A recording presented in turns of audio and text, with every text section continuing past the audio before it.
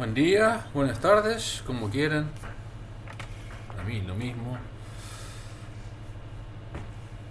Último clase teórico. Es decir que seguramente que vamos a tener suficiente tiempo para que ustedes puedan hacer preguntas antes del examen. Antes de arrancar con la clase de hoy, que es una clase bastante simple, porque trata de un tema muy difícil, que será otra materia, si quieren, biología de sistemas. Hay preguntas, más que nada, de la última clase, ¿sí? Sobre modelos de proteínas.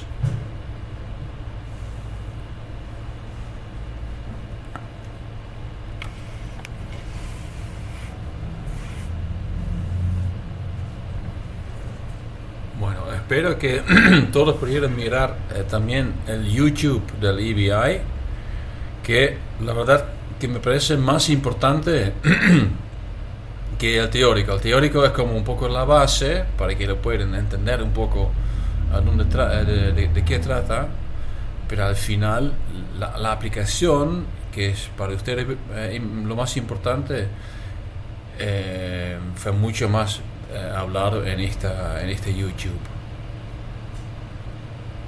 Bueno, parece que quedó todo bastante claro, por lo cual podemos seguir con la clase teórico. Ok, entonces, último tema, biología de sistemas. Y biología de sistemas, ya lo hablamos un poco en las primeras clases. ¿Por qué entra en esta materia? Bueno, más que nada porque en la biología de sistemas aplicamos mucho computación. Y esto tiene sentido porque tiene algo en común con la bioinformática, con la biología computacional. Bueno, y eso es lo que quiero hablar un poco. No quiero ponerme en mucho detalle teórico.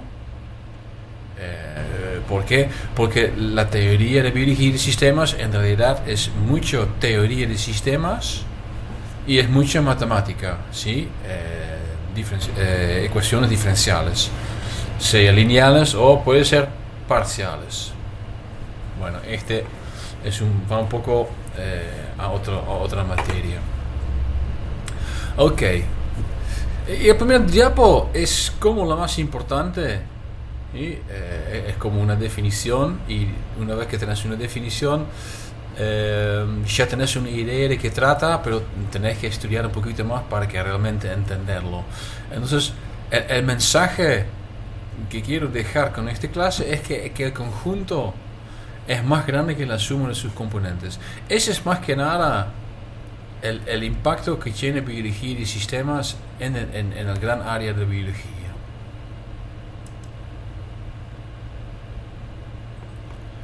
Ok, ¿qué es? Creo que es una de las áreas que viene con las más definiciones posibles. Y son definiciones que son muy diferentes. Y yo no quiero meterme en esta discusión, no, este está mejor y con este no tenés este. Entonces, lo quiero hablar un poco. Empezamos con unos ejemplos. Acá puse 4. Un análisis de Boch-Taurus usando datos de transcriptómica y proteómica. ¿Podría ser biología de sistemas? Un análisis de un ecosistema. Bueno, este me parece que es más fácil porque la palabra sistema ya está adentro, ¿sí? Un análisis de una célula, un análisis de una red metabólica. Bueno, todos podrían ser ejemplos de biología de sistemas, pero no necesariamente son, ¿sí? Es que no trata de un área particular, trata del enfoque. Ok, bueno, la biología de sistemas, y acá sí obviamente tengo una definición, es el modelado computacional de sistemas biológicos. Bueno, y aquí está mi vista personal. Ese es el centro, ¿sí? Que se trata de un modelo de un sistema. El modelo es bien científico y de un sistema. Esa es la parte de biología de sistemas, de teoría de sistemas, que vos como usuario, como científico, tenés que definir cuál es tu sistema. Bueno, ¿Cómo lo podemos estudiar? Bueno, depende del sistema, pero si trata de un sistema biológico, los sistemas biológicos son dinámicas. Son mucho más dinámicas que otros sistemas. Un sistema de física en general, obviamente tiene su dinámica, pero se puede aproximar mucho más fácil como un sistema estático. ¿Y por qué en biología es más dinámica? Porque trata de seres vivos y que sencillamente son seres mucho más dinámicos. Ok. Bueno, en todo el campo de biología de sistemas, creo que la célula, ¿sí? como un sistema, y la red metabólica son como los paradigmas de la biología de sistemas. La gente que trabaja en biología de sistemas a menudo trabajan en una de estas dos áreas. Puede ser en otra, pero esos son los más claros. Bien.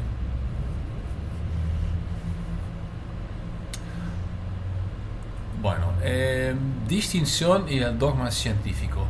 Entonces, para entender biología de sistemas, podemos mirar, bueno, entonces, obviamente es parte de biología, pero ¿en qué está la diferencia? ¿Sí? Y dado que esa es una clase de la materia de biología computacional, ¿en qué refiere de la biología computacional? ¿Sí? Y si podemos indicar cuáles son las diferencias, entendemos bastante bien qué es biología de sistemas.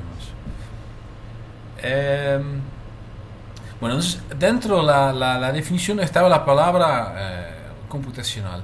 En realidad, computacional no es algo bien importante.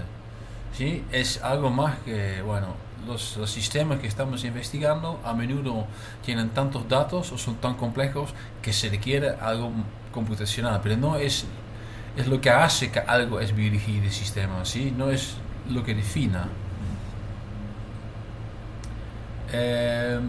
Bueno, el aspecto que trata de modelarlo tampoco, ¿sí? Porque en la ciencia lo que hacemos es que generamos modelos y que el mejor modelo gana. Esa es la base, el fundamento de la ciencia. Entonces, este tampoco podría ser lo que define biología de sistemas. Bueno, otros modelos ya lo miramos a un modelo estructural, justamente en la última clase. Y por ejemplo, también, si vamos a hacer filogenia, ojo, que guardan desde el female no solamente el árbol. También tiene que generar los datos estadísticos, porque estos datos estadísticos te indican qué modelo evolutivo fue usado para generar el árbol. ¿Sí? Porque son dos cosas que van de la mano. Ok. Entonces la definición no sirve. Bueno, ese es un poco el problema que siempre tenemos con definiciones. Las definiciones lo tenemos que entender en su contexto. Y en el contexto acá es si son modelos y en general es algo computacional. ¿Por qué? Porque tratamos de generar un modelo duro.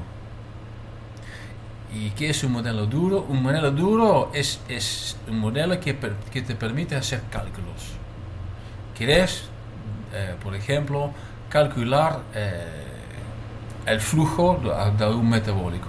Y por eso aplicamos biología de sistemas. También puedes generar otro modelo, por ejemplo, lo que están usando mucho en el campo de transducción de señales son estructuras con booleanos, ¿sí? Que es AND, OR, IF. ¿Sí? Estas cosas lo usan para generar modelos simples que son más que nada cualitativos y no son tan cuantitativos. Bueno, en biología de sistemas, esto no es. En biología de sistemas queremos realmente hacer el cálculo.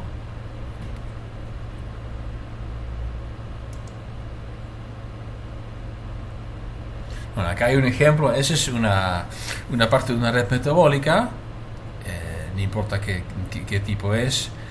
Hay un montón de cosas. Está todo conectado. ¿Sí? Y si tenemos algo así, y si las líneas, ¿sí? Las conexiones, los edges, ¿sí? Están cargados con algún dato, ¿sí? Esa será una red que se puede aplicar en biología de sistemas.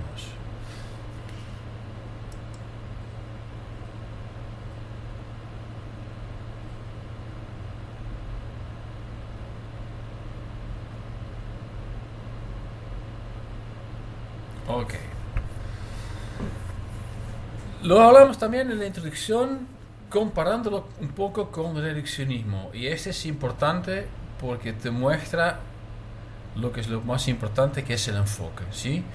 Entonces, este esquema ya lo miramos, que bueno, el esquema reduccionista es que bueno, la matemática es algo que se requiere para hacer cosas en la física determina lo que pasa a nivel química, y la física y la química determinan qué pasa a nivel de biología, y en conjunto biología determina qué pasa a nivel de la sociedad.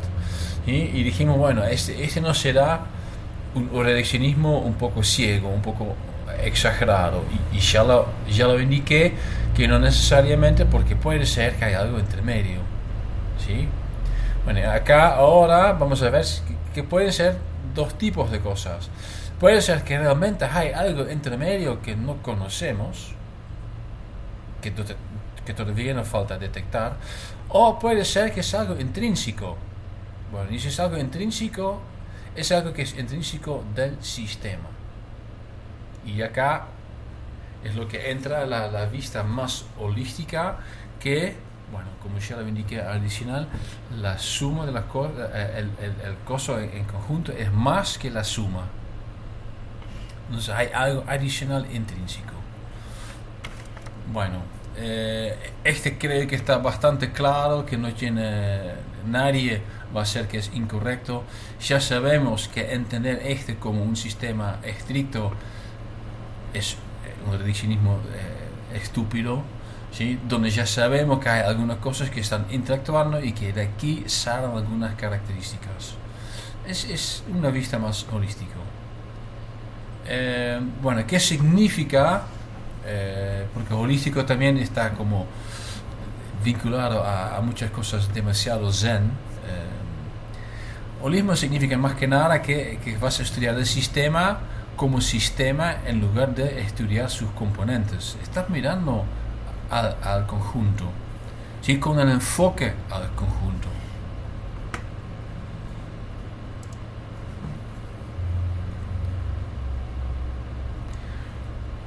Bien, una palabra clave de teoría de sistemas es la propiedad emergente.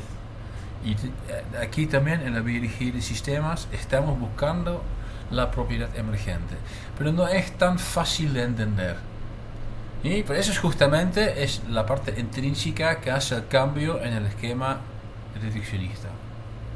La propiedad emergente está definida como una propiedad que tiene un sistema y que no se puede atribuir a los componentes individuales, y que de aquí parece ser el resultado de la interacción. Ok, entonces lo más importante es que no se puede atribuir los componentes individuales. Entonces, un ejemplo es, por ejemplo, la temperatura. La temperatura es algo, bueno, ¿cómo podemos definir la temperatura? En realidad no lo podemos definir fácil. ¿Por qué? Porque es una propiedad emergente del estado cinético de un sistema. No depende, ¿sí? Si tenemos un vaso de un gas, ¿sí? No depende de la cinética de una molécula, depende del conjunto. De aquí la temperatura es una propiedad emergente de toda la energía cinética de todo ese sistema. Y nada más, ¿sí? La cinética energética de un átomo es algo totalmente diferente. La temperatura es que salen de este, pero también de todo lo demás. Y entonces es una propiedad que emerge de un comportamiento macroscópico. Bueno, otros ejemplos. Acá hay dos. El sexo. ¿Sí? El sexo es una propiedad emergente de la evolución. Y mira, ya Weizmann en el año 1880 lo tenía bastante bien claro. El sexo no es un mecanismo de propagación. No es. ¿Sí? Es un mecanismo de generar alta variabilidad genética en la población. ¿Sí? Y sencillamente resulta en propagación. Pero no es lo que es. Si entendés el sexo en este contexto, entendés que el sexo es una propiedad emergente de la evolución. ¿Por qué? Porque lo necesitamos para mantener la alta variabilidad genética. ¿Sí? Lo tenemos en eucariotas y en procariotas no lo tenemos. ¿Por qué? Porque tenemos otro sistema para mantener la variabilidad genética. Bueno, otro ejemplo será la conciencia. ¿Sí? Es algo de interés de muchos investigadores. ¿Qué es exactamente la conciencia? ¿Dónde está en el cuerpo humano? ¿Está centralizado acá en el cerebro? ¿Está por todos los lados? ¿Tiene que ver con la muerte y todo? Bueno, científicamente podemos decir es una propiedad emergente de la vida y de la complejidad.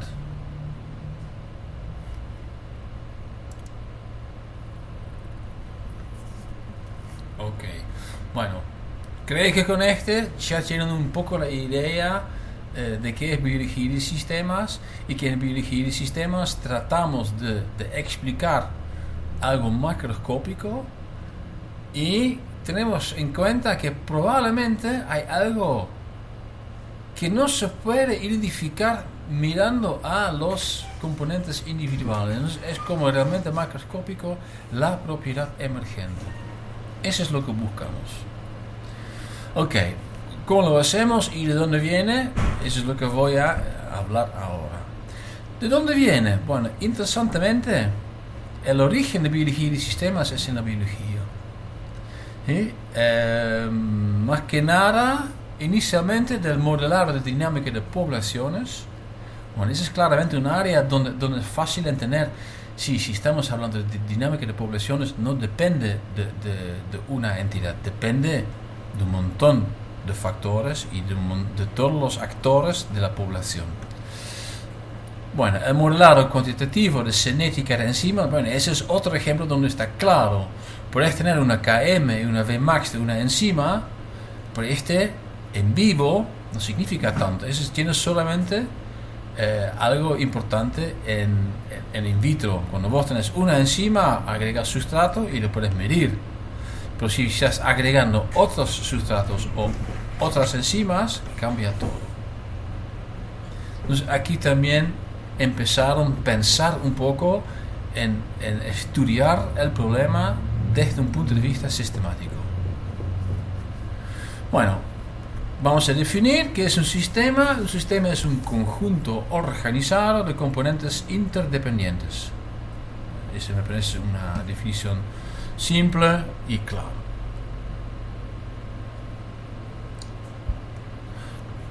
Muy importante es tener boundaries, los límites. ¿Sí? Entonces, si tenés un sistema, vos tenés que decir, bueno, este es mi sistema y todo lo que está afuera, no. Eso es algo que tenés que tener bien claro si te vas a estudiar el sistema. Bueno, eso también es algo bastante interesante y importante desde un punto de vista científico. ¿Sí? Significa que antes que empezás a estudiar, vos definís tu problema mucho mejor, porque estás definiendo tu sistema. Bueno, y corresponde un poco a la idea científica, ¿sí? Que tenemos un problema, y bueno, este problema lo podemos subdividir en subproblemas. ¿Sí? Cada sistema por separado, y luego podemos juntar sistemas para obtener un macrosistema. Bueno, de aquí, entonces, sí, debería ser claro que tenemos micro y macrosistemas, donde en realidad es algo jerárquico.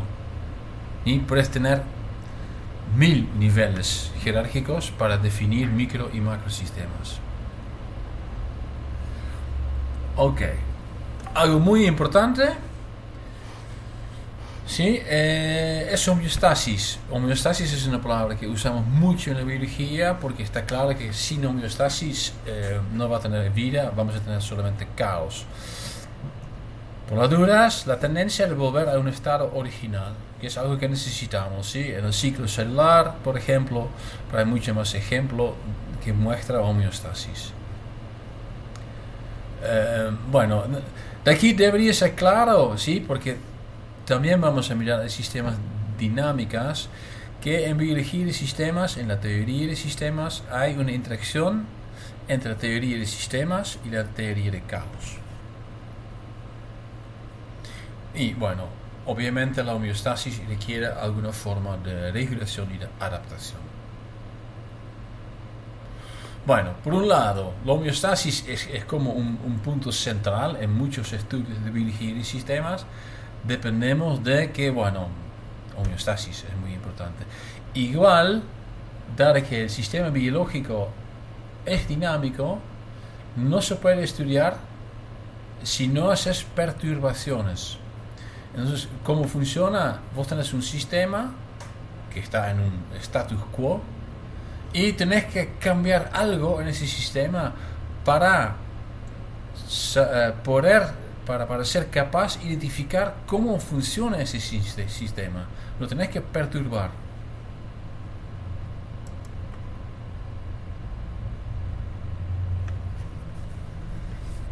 Ok. Más definiciones. Sí, entonces, lo que es importante en biología de sistema es que siempre trata de cosas dinámicas. Eso significa que no solamente dependemos de la teoría de sistemas, no, dependemos de la teoría de sistemas dinámicas. Eso es, por lo menos matemáticamente, está mucho más difícil. Bueno, acá está indicado, ¿sí?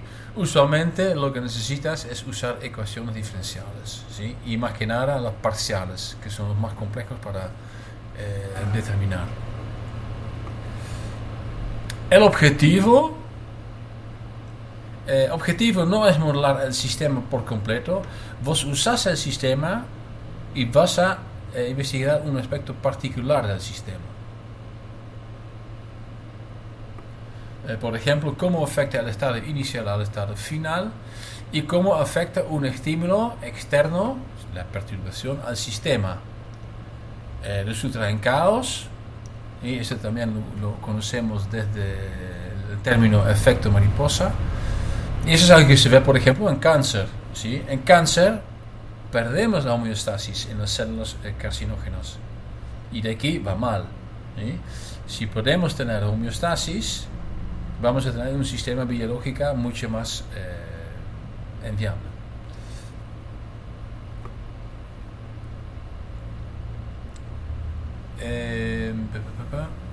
Bueno, entonces, en general resulta de alguna forma en homeostasis, y la pregunta que puedes hacer, ¿cómo? Si voy a perturbar el sistema, supongamos que vamos a volver al status quo inicial, pero ¿cómo va a pasar? Esa puede ser tu pregunta.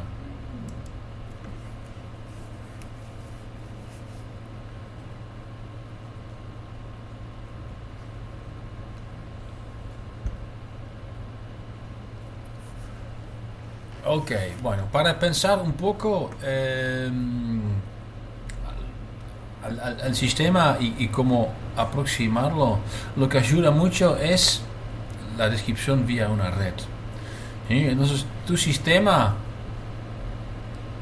porque tu sistema supuestamente tiene una propiedad emergente, significa que hay interacción entre todos sus componentes. Bueno, estas interacciones se pueden dibujar, se pueden tener como una red. ¿Sí? Acá esos los círculos con los colores son los partículas, los componentes de tu sistema, y las líneas, los edges, ¿sí? Son como indicativo sobre la relación que tienen, nodos y aristas. Bueno, en este dibujo ya debería ser claro que no todos los nodos son iguales. Este nodo, acá, hasta el final, está muy chiquitito, esos son más grandes. ¿Y por qué esos son más grandes? Bueno, esos son más grandes porque son mucho más centrales. ¿Y cómo lo podemos entender? Bueno, lo vamos a entender si este sistema como perlitas que están todos conectados por elásticos. Y ahora lo vamos a perturbar. ¿Qué pasa si le voy a hacer un poco de fuerza acá, en este nodo a la izquierda arriba? Si pasa acá, me va a afectar más que nada esta parte. Y esta parte no cambia tanto. Donde si yo hago mucha fuerza acá, cambia todo. ¿Y por qué? Bueno, porque este nodo tiene más conexiones y es más central. Bueno, de aquí ya podemos entender que la descripción de redes tiene dos palabras clave. Conectividad es de alguna forma la cantidad de conexiones, y centralidad. Y este nodo es mucho más central que este nodo, aunque este nodo tiene más conexiones. ¿Sí? Bueno, de aquí la red y sus componentes lo podemos describir y con componentes que tienen varias características. Y centralidad y conectividad son dos características bastante centrales.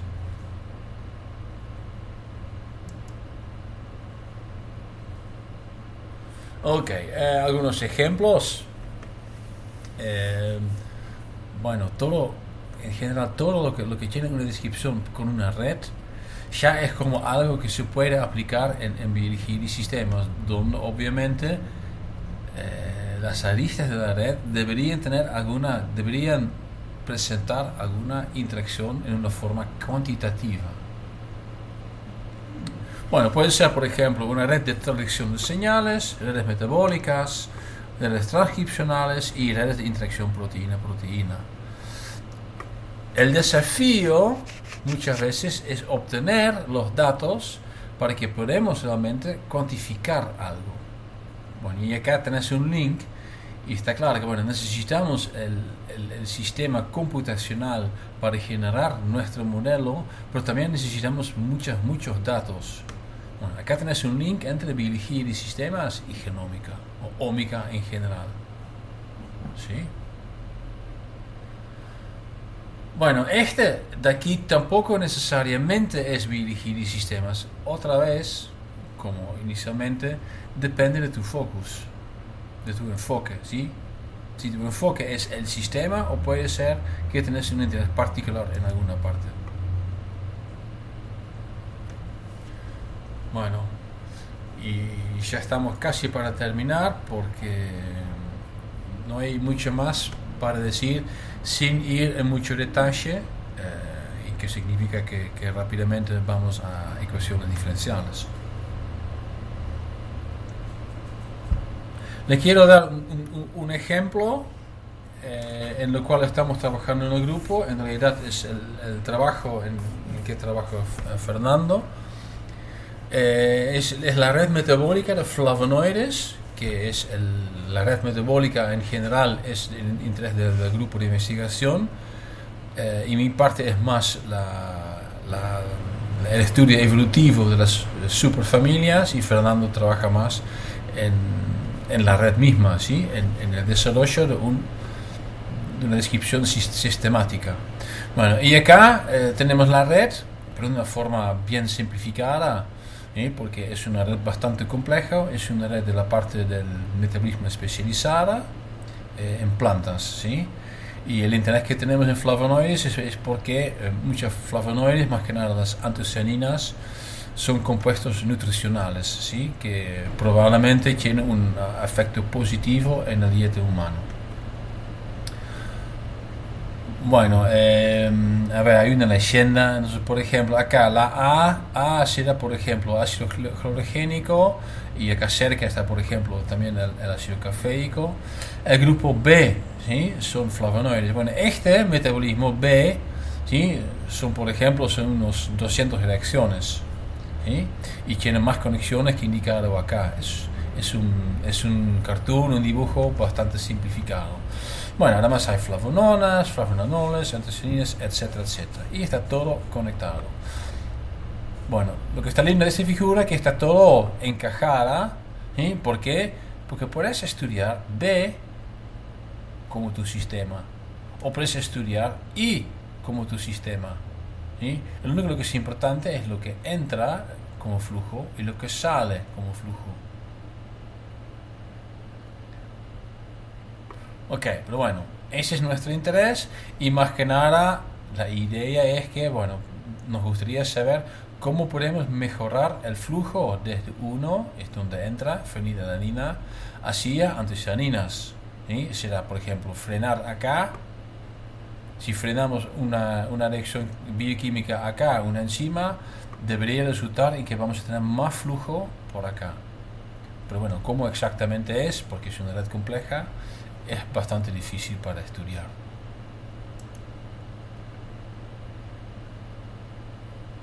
Bueno, ¿y cómo lo podemos estudiar? Primero, tenemos que entender la base y por qué trabajamos justamente con este sistema, ¿sí? Desde un punto epistemológico. Existe en los biólogos que trabajan en plantas un consenso, ¿sí? Que la regulación de la biosíntesis de flavonoides ocurre a nivel transcripcional. Bueno, esta en realidad, el hecho que ocurra a nivel transcripcional no es tan informativo. Lo que es más informativo es que tenés que sacar de este. ¿Sí? Lo que significa, lo que implica es que no hay regresión post-traduccional. ¿Sí? Entonces, vamos a tener un mensajero y este mensajero va a generar enzimas. Esas enzimas son activos. ¿Sí? No los tenemos que fosforilar, no tenemos que hacer nada, van a actuar directamente. Bueno, este significa si hay sustrato. Si no hay sustrato, están dando vuelta, no haciendo nada. Bueno, acá ya entendemos cuál es el problema, ¿sí? Entonces puedes estudiar, por ejemplo, flavonol de deshidrogenasa y determinar el Km y Vmax como las dos características cinéticas más importantes, pero eso no te va a decir nada sobre cómo funciona en la red. El Km y el Vmax en realidad no te sirven para nada en este estudio. Lo que necesitas es saber cuáles son los niveles de los otros metabolitos. ¿Sí? Y bueno, los niveles de los transcritos. En realidad los niveles de los transcritos nosotros los usamos como este refleja directamente la actividad enzimática. ¿Por qué? Porque no hay regresión post-traduccional. ¿Sí? Entonces, en nuestro caso, en realidad trabajamos con un sistema simple. Es muy complejo, pero el hecho de que no hay regresión post-traduccional para nosotros es muy importante porque podemos hacer asunciones mucho más simples. Bueno, como ya indiqué, lo que vas a necesitar son datos. Bueno, lo tenemos desde 2 o 3 papers. Y con este dijimos, bueno, podemos empezar. Más que nada, acá trata de flavontrazoles y ácido clorogénico. Bueno. Y ahora la pregunta es, ¿cómo?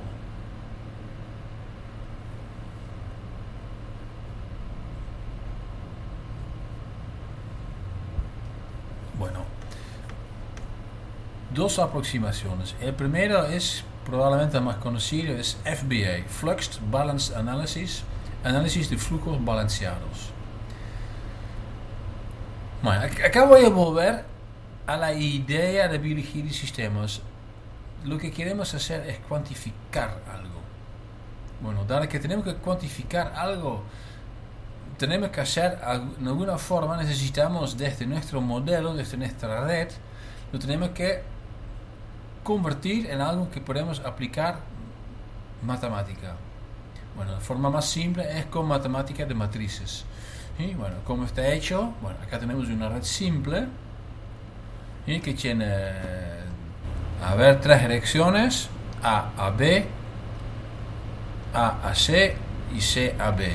Y además es un sistema, y acá, por decir, bueno, ese es mi sistema, acá tengo el flujo que entra, acá tengo otro flujo que sale y acá tengo otro flujo B3 que también sale. Bueno, ese sistema lo ponemos en una matriz y la matriz es este.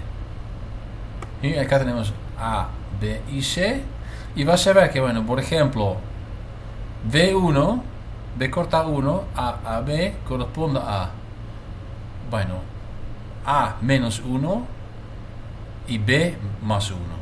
¿Sí? 1A genera 1B. A menos 1, B más 1. Lo mismo, por ejemplo, para B2, B corta 2, A a C, menos 1 para A y más 1 para C. Bueno, en esta forma, esta matriz es la descripción de matrices de esta red metabólica. Bueno, luego, ¿qué es lo que nos falta para aplicarlo? Bueno, son los datos. Y acá tenemos los datos, ¿sí? B corta 1, ¿sí? Será como un ejemplo de un flujo. Hasta 4, hay 4, y tenemos los dos salidas, B2 y B3, y la entrada B1.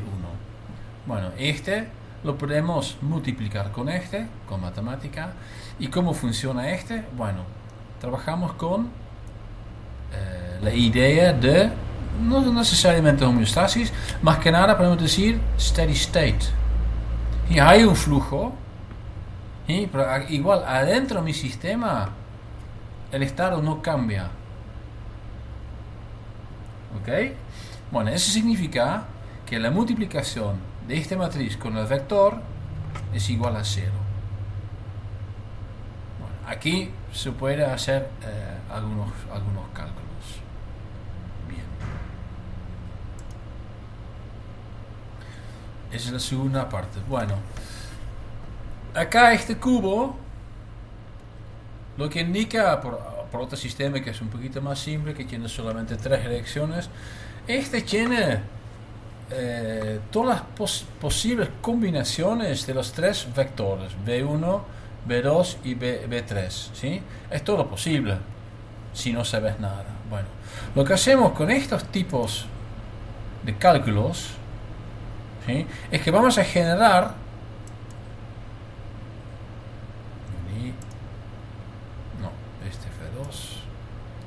y como un cono, ¿sí? Esas son las combinaciones que podemos calcular desde varios conjuntos de datos. Eso significa que acá tenemos una infinidad de soluciones. Acá ya tenemos una restricción, ¿sí? Entonces, adentro de este cono, eso es más o menos todo lo que es posible según lo que nosotros podemos medir. Eso significa que esta posición, por ejemplo, mucho B corta 1, mucho B corta 3 y muy poco B corta 2 es imposible. Y sí, es lógico, ¿sí? Porque es el paso intermedio, ¿sí? Entonces de aquí lo que muestra es dentro de nuestro sistema cuál es la relación entre estas 3 reacciones. Ese es el primer paso. El segundo paso, y ese es lo que hacen en Flux Balance Analysis, hay otros tipos parecidos a este tipo de análisis. Lo que decís que bueno, lo que yo quiero es una función objetivo. ¿Qué es lo que quiero? ¿O qué es lo que adicionalmente sé?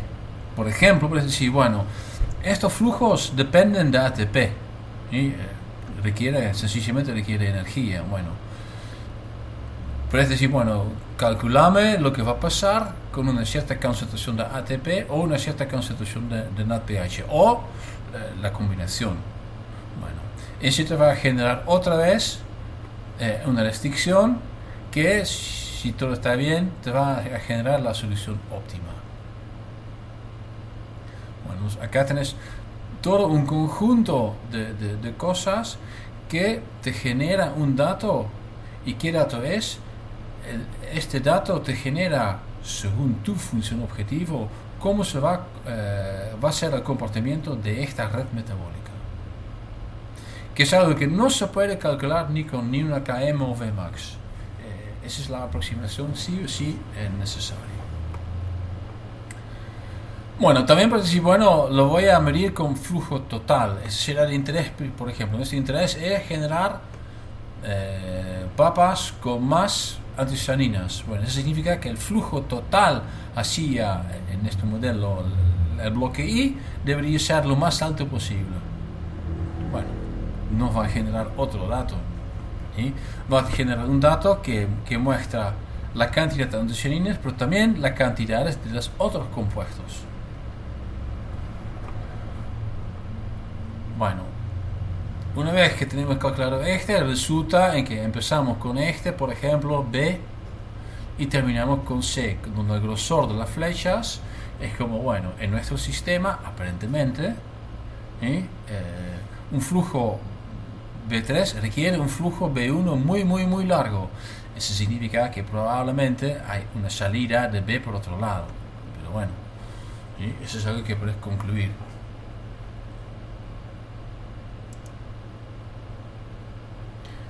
Ok.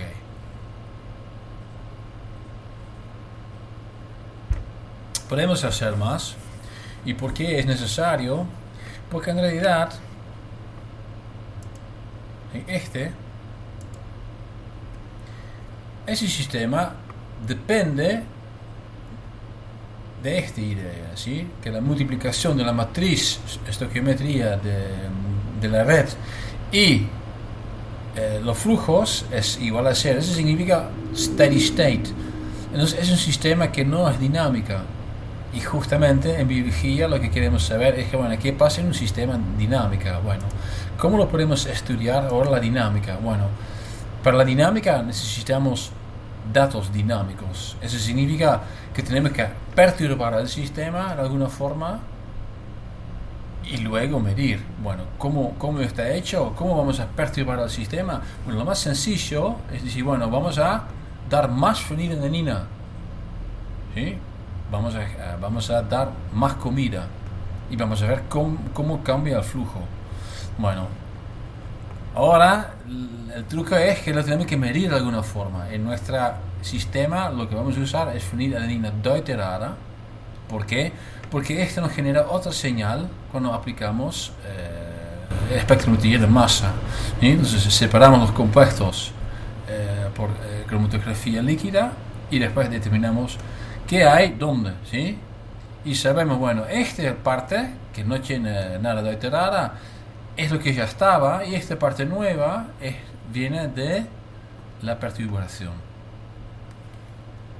Bueno, esto obviamente genera mucho más datos y lo tenés que tratar de una forma diferente, ¿sí? Bueno, significa que vamos a tener otro dato, va a tener una complejidad más alta.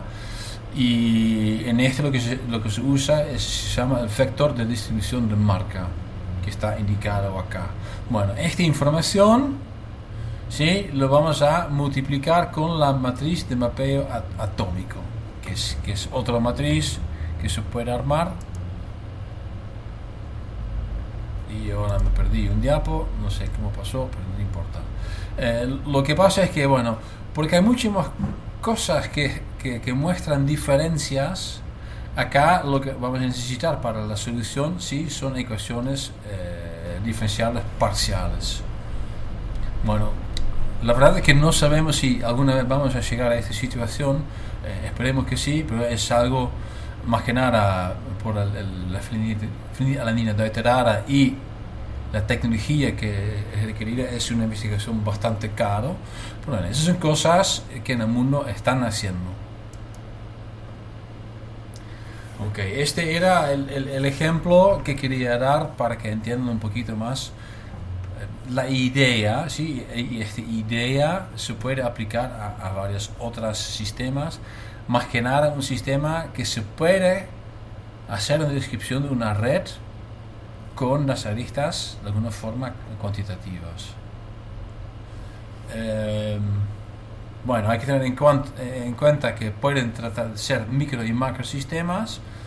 Bueno, eso significa que lo tenés que definir bien.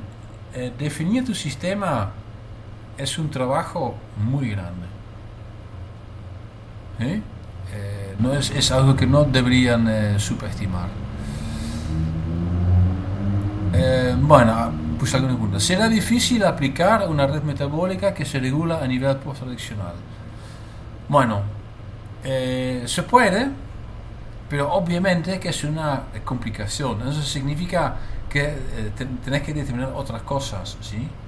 Para que puedas realmente desde metabolitos y transitos llegar al punto que puedes poner, por ejemplo, el flujo B corta 1.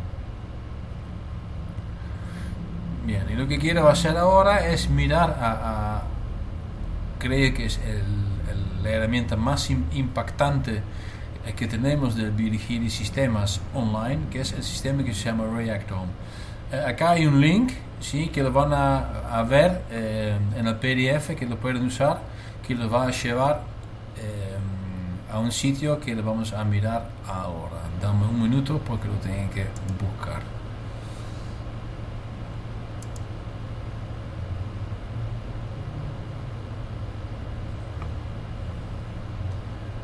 Ok, ya lo encontré. Entonces ahora tengo que volver acá y vamos a share. Ok. Bueno, esa es la página. Se llama Reactome. Y Reactome está hecho a nivel o para el sistema humano, ¿sí? No es que no existe para otros bichos, sí existe, hasta que también existe, por ejemplo, para Arabidopsis, pero porque desde la base es un sistema, ¿sí?, humano, no vas a encontrar toda la información disponible. Bueno, ese es el Reactome, es una página principal y hay varias cosas que se puede hacer, pero empezamos un poco a mirar al Pathway Browser. Hago un clic acá. Esperemos que tenga un poco de internet.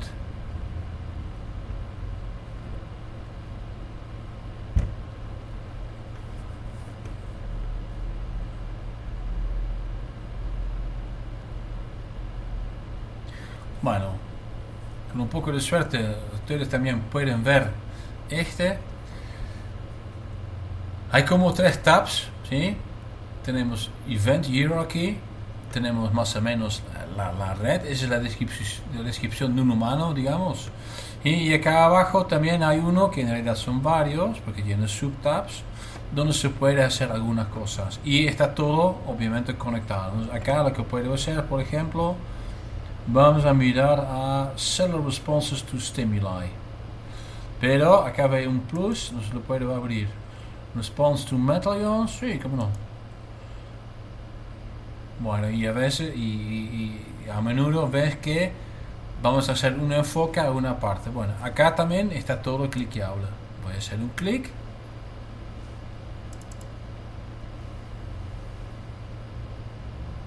Y me carga otro diagrama con más información.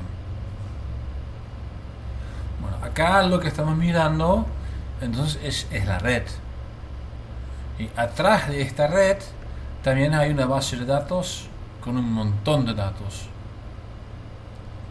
Bueno, y acá abajo lo que se ve, Description, Molecule Structures, Expression and Analysis. Acá hay análisis y arriba también hay uno que dice análisis. Bueno, tarda mucho en cargar el sistema, no sé por qué. Pero vamos a ver si, por ejemplo, podemos dar una mirada a Analyze Your Data. Un clic acá. Y ahora voy a otra ventana que está más o menos arriba. Lo que hay acá son algunos ejemplos. Si quieren lo pueden hacer, ¿eh? Y por ejemplo podemos pensar en Microarray Data.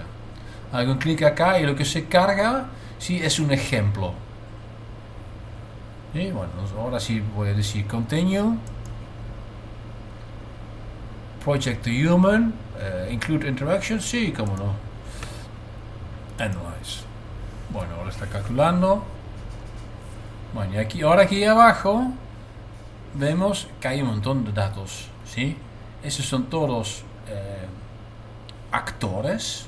P53, Damage Checkpoint, Damage Response, HIV Transcription Elongation. Bueno, ese está todo conectado a otras cosas.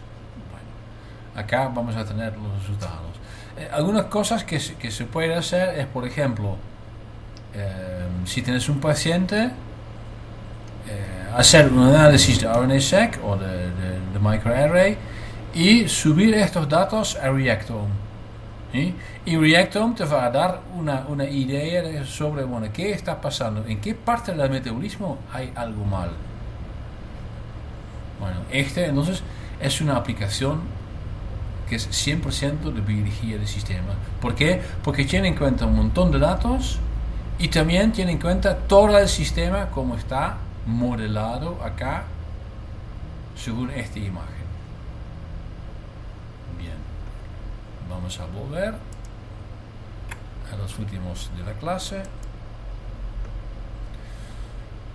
Bueno, entonces Reactome yo creo que es algo que es muy poderoso y va a ser muy, muy importante en la parte medicinal.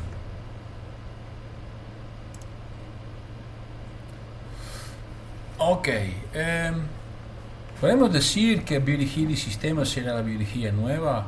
Por un lado sí, porque yo creo que es inevitable estudiar un problema sin mirar al sistema. Entonces, al final es donde vamos, pero ahora en el momento no podemos decir que es todo biología y sistema.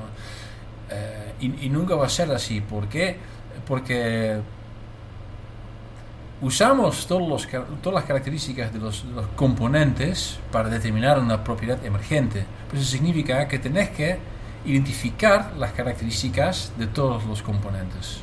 Y eso es lo que estábamos haciendo hasta 10 años pasados. Estudiamos una proteína, estudiamos una enfermedad, una cosa.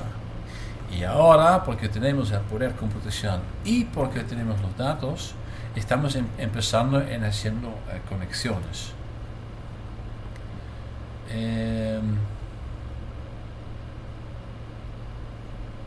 Ok, entonces sí, es inevitable y no sin los detalles determinados por estudios dedicados, no tenés el fundamento. Y estamos más que nada todavía en esta parte.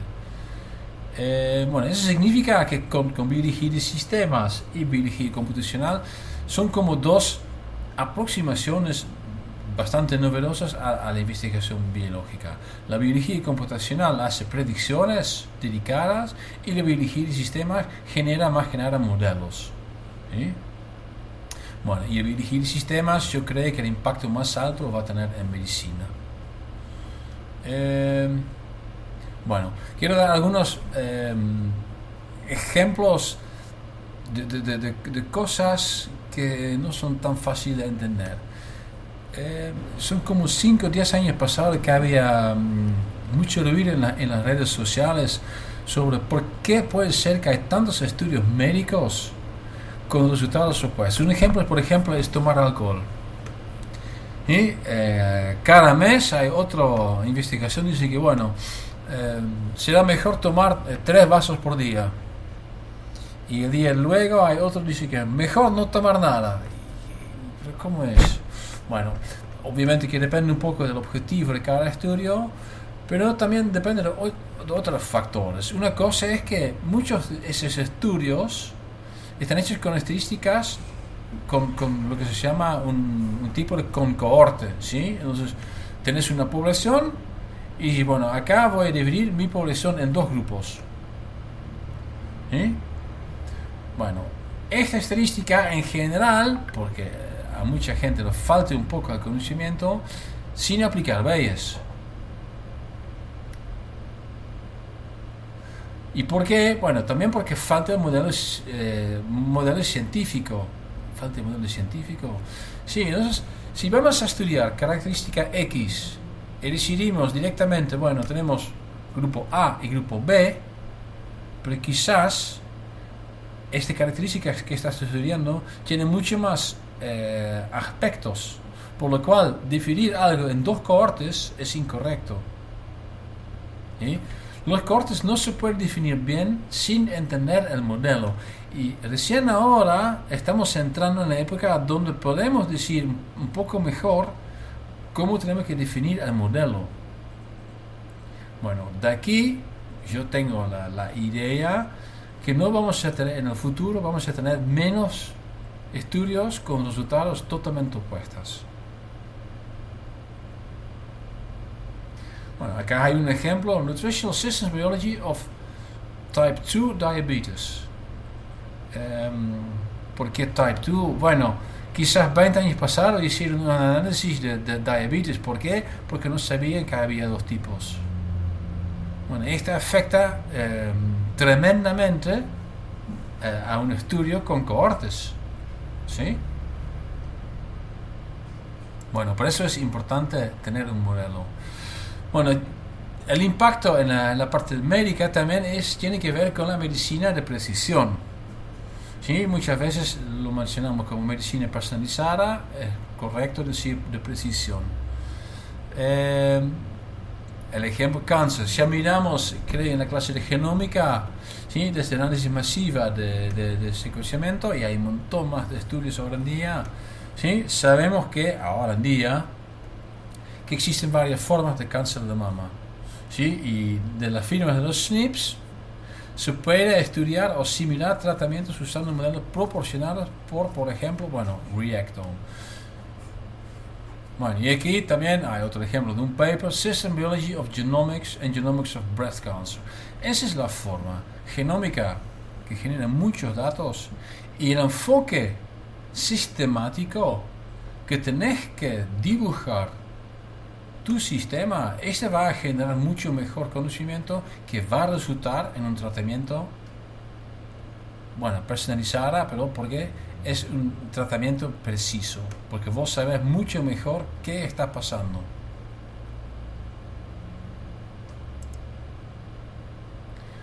Bueno, hasta que en algún punto, estoy seguro, no sé cuándo, también vamos a tener gente que están trabajando en Systems Ecology, que están tratando de hacer una descripción de un nicho ecológico desde una base sistémica. Y bueno, mucho más no tengo para decir. Entonces era realmente lo que en Estados Unidos lo llaman 101, una introducción breve de biología y sistemas. ¿Qué es? ¿Cómo funciona? Y cómo lo podemos aplicar. Y con esto espero a sus preguntas.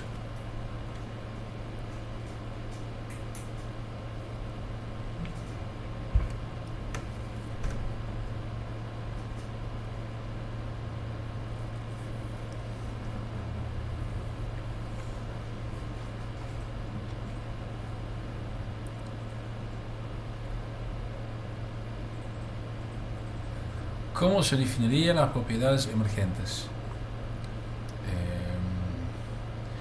Bueno, estaba en algún diapo.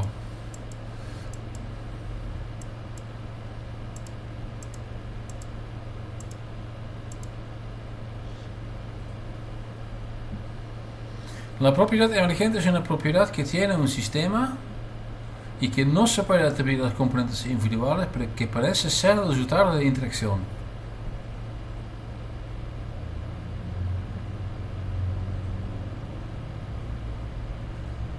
Las propiedades de un sistema que no pueden ser explicadas por las partes. Sí, algo así.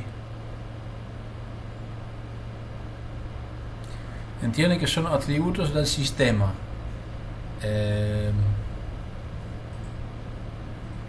Sí, pero el sistema está definido por sus componentes.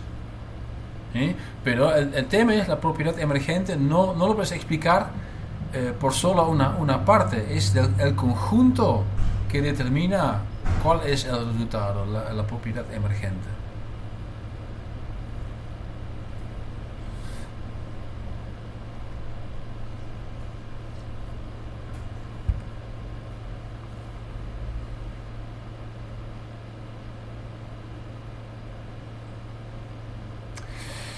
Pero sí, no vemos a los componentes, pero sí a las interacciones. No, son las interacciones de los componentes. El truco está en que con solo los componentes no lo puedes generar. Es la interacción que genera la propiedad.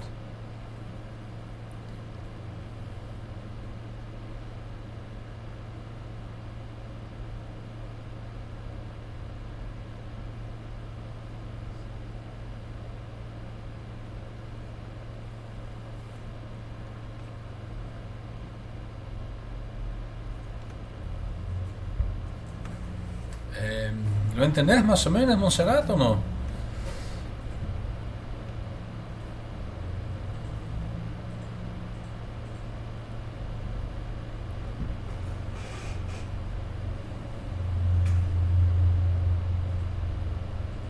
Bueno, ok. Bueno, esto obviamente, propiedad emergente es algo bastante abstracto, ¿sí? Entonces no es algo que vas a entender leyendo una definición. Los ejemplos ayudan mucho y mirarlo en acción también es mucho. Entonces, si miramos, por ejemplo, a la red metabólica,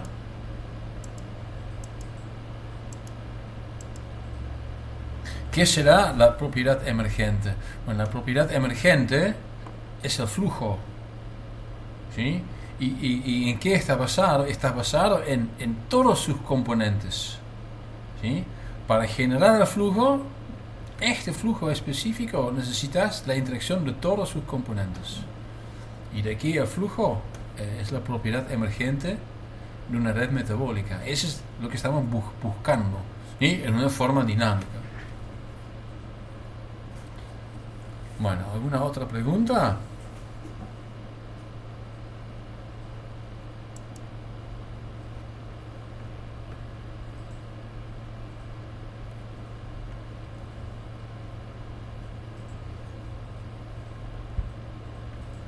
Bueno, había gente tipeando, pero ahora no más. Ja, Luca,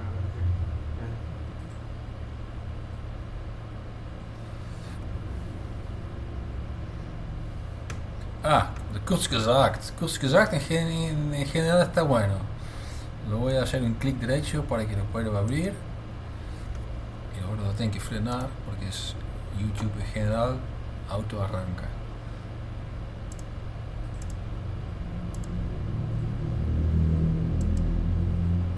Bueno, gracias Jan, seguramente que ayuda un poco para entender. Ok, bueno, entonces podemos terminar. Voy a terminar dando un poco de estrés al trabajo práctico. La idea es que lunes, martes, que ya vamos a tener las redes de las posiciones de las SDPs, ¿sí? Para que luego tenemos tiempo un poco para estudiarlo y para generar los informes. Y además nos toca en algún día, no me recuerdo exactamente, el examen. Lo que voy a hacer hoy y mañana es poner en el aula, arriba, donde está más o menos un poco de texto. Voy a poner todo el día, dónde vamos a tener el examen, cómo lo vamos a hacer, todo para que ustedes saben lo que está por venir. ¿Ok? Bueno, entonces para hoy está todo. Usan los foros y siguen con el trabajo práctico y no se olviden de hacer, de colaborar, ¿sí? Ayúdense entre ustedes porque esas son cosas que no son necesariamente difíciles, pero a veces es como, bueno, este truco, y sí, que para vos es un truco y para otro es algo que es bien habitual, bien fácil. En este tipo es bastante difícil porque son un montón de detalles que tenés que mirar, pero bueno, es así en la investigación. Bueno, Montserrat está tipeando algo.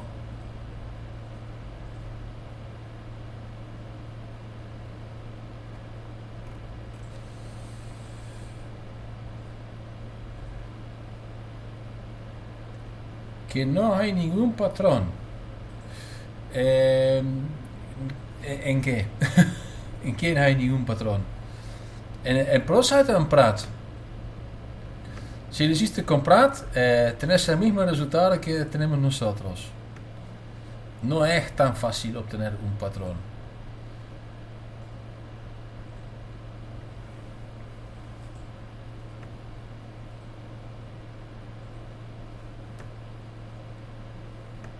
Ahora está Juan también.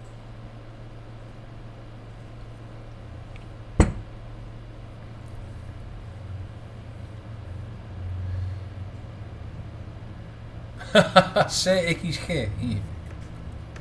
Sí, CXG no tiene mucha información. No, el tema es, cuando empezaron con ProSite y con las descripciones por patrones, todavía no había muchos datos. Ahora, lo que nosotros estamos trabajando ahora, no sé si se dan cuenta, pero es una cantidad de información tremenda. Y, por ejemplo, el juego de EndoPG creo que tiene 800 o 900 secuencias. Y por cada sitio tenemos 20 posibilidades. Bueno, es bien posible que cada sitio, en realidad cada columna tiene las 20 aminoácidos, aunque seguramente que hay 2 o 3 que son catalíticas, seguramente que hay 2 secuencias que son pseudogenes, que están adentro de este juego. Y de aquí ahora estos software para generarlo no te van a identificar ni un patrón. Y los patrones yo creo que aunque son útiles, ahora en día son demasiado específicos, entonces no sirven. De aquí es mucho más informativo, por ejemplo, crear un meme o crear un sequence logo. Pero bueno, el sequence logo, bueno, dado que todavía la mayoría no estaba en las clases de trabajo práctico, lo que tiene muy complicado es que es una cantidad de información que no ves el árbol por la cantidad por el tamaño del bosque. Es tanta información y si lo tenés que comparar uno con otro, es muy difícil. El MIM tiene otro problema, que la verdad es que no entiendo bien cómo está hecho así. Nosotros aplicamos MIM en forma discriminativa, pero te genera solamente el motivo de tu juego principal. A mí me gustaría tener también el mismo en la misma posición del otro juego para que se pueda comparar, y eso es lo que no hace. Bueno, claramente los resultados que vamos a usar, que tienen que poner más que nada en el informe, es un análisis de los SDPs. No sé si todavía no están en a trabajar. Bueno, gente, estudien y nos vemos mañana al mediodía, a la 1, como siempre, si hay preguntas. Bueno, gente, hasta la próxima.